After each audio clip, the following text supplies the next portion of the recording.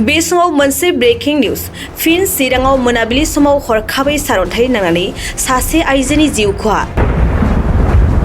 नोंथांमोना नुबोगासिनो दं दि साननैसो सिगांनिफ्रायनो बिटिआरनि दाब दाब ओनसोलाव सारअन्थाइ नांनानै गोबां सुबुंफोरनि जिउ जोबनो गोनां जाबोगासिनो दं।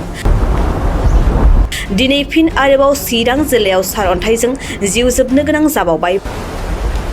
मख'जाथावदि बे जाथाया जादों चिरां जिल्लानि बलामगुरि ओनसोलाव माइ गायनानै फैबाय थानाय समावनो सारअन्थाइ नांनानै फंखि कसुवा मुंनि आइजोआ लामा सेरावनो जिउ गोमायो।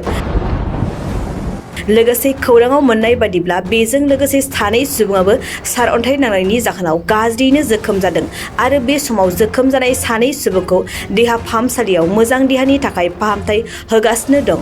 बे समाव फिन फोरमायबावनो सानबावदों दि फिन चिराङाव मोनाबिलि समाव हरखाबै सारअन्थाइ नांनानै सासे आइजोनि जिउ खहा।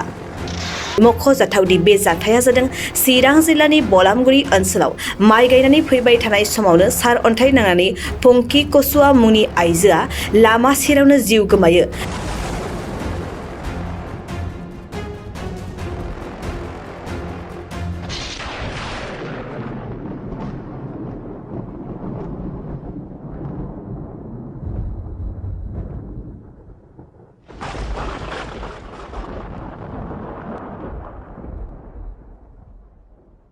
गोजोनथाव खौरां, नोंथांनि रोंगौथिखौ दिन्थिनो थाखाय फैगासिनो गोदान खाबु बड'लेण्ड गट टेलेन्ट।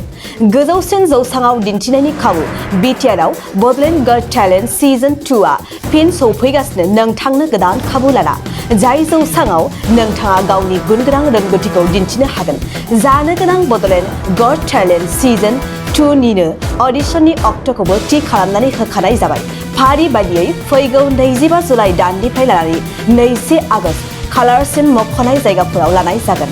मख'जाथावदि अडिशन रेजिस्ट्रेशननि खालामनो थाखाय 8399890945 9101102339 आरो 9577573499 जानबुं अनजिमायाव जगाजग खालामनो हागोन।